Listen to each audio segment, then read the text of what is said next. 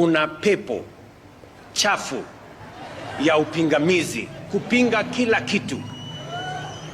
Kiwanda kama hii watu wanaipinga, affordable housing wanaipinga, chanjo ya ng'ombe kuondoa magonjwa wanaipinga,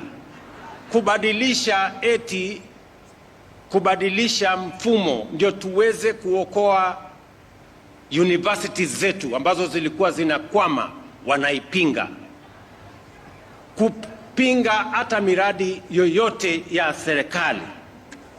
Mambo ya universal health coverage wanaipinga, mambo ya afya wanaipinga. Sasa mimi nauliza, hii pepo chafu, nafikiri hata imefika wanapinga hata matoleo kanisani.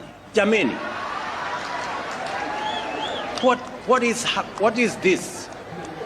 Surely, yani pepo ya kupinga kila kitu.